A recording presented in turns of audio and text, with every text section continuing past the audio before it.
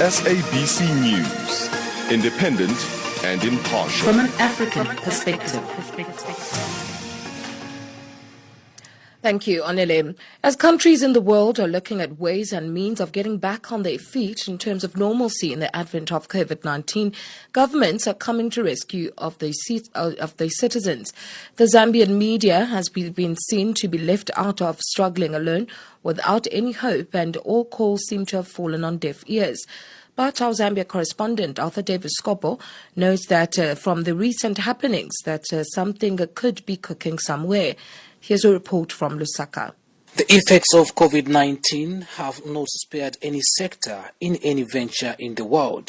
Business have closed down, schools shut, paralysis on the health system. The financial markets have seen terrible shakeup, but as the world lives in the now new normal and trying to find ways to navigate through this, governments and other stakeholders are coming up to the aid of their citizens and societies respectively. Seemingly quite late in the 17 million populated nation that has high poverty levels of over 60%, according to the World Bank, the government is beginning to offer stimulus packages for the resuscitation and back on track running of lives and businesses. As seen in the stimulus packages offered to other sectors like the arts and financial, the media that seem to be left out is now called on to apply for this incentive so that they do not close down, as their collapsing would entail that the public would greatly be affected in terms of lack of information and knowledge on what is happening globally. This call is coming from Zambia's Minister of Information and Broadcasting,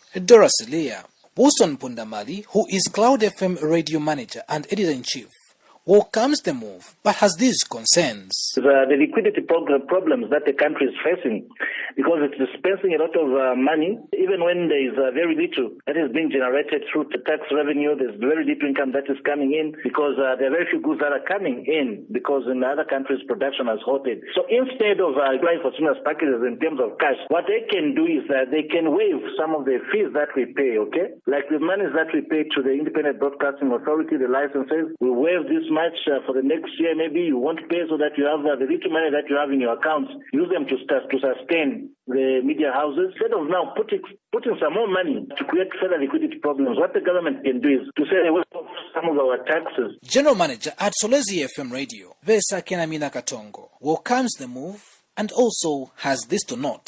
We would have loved this initiative to have been earlier because you cannot imagine the impact that we've had.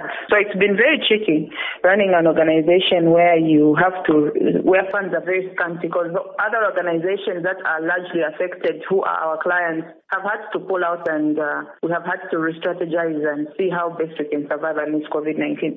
It's not been easy. I know other institutions have been laid off workers because of this, but we hope that this pronouncement is going to come to fruition and yield the fruits that it is intended for. We want to see a criteria that is flexible and all media institutions in the country benefiting from this pronouncement, and not where we in other areas of operation outside Lusaka remain disadvantaged as we have seen in the past. It is very important that they realize that, and as such, everyone should be a beneficiary of this initiative. Matthew Zindandula, a journalist based in Lusaka, is confident that the help can afloat the struggling industry. You'll find that some journalists are now losing jobs because they would want to trim the number of reporters because they cannot afford to pay them. So the move by government, for me, I think is a good one because it will help, a lot of journalists not to lose jobs. For example, if you look at newspapers, most of them, even now, if you check, you find that a lot of newspapers, you find that a page is all about advertising, and if people are not advertising already, that is a loss. How do you print out those? You look at also the effects of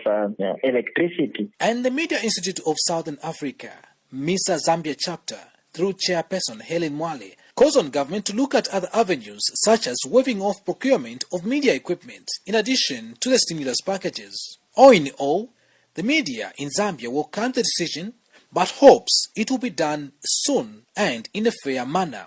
Arthur Devseskopo reporting for Channel Africa in Lusaka, Zambia. The director of the Mushadayan Center for Middle Eastern Studies at Tel Aviv University, Professor Uzi Rabi, says the landmark agreement between the United Arab Emirates and Israel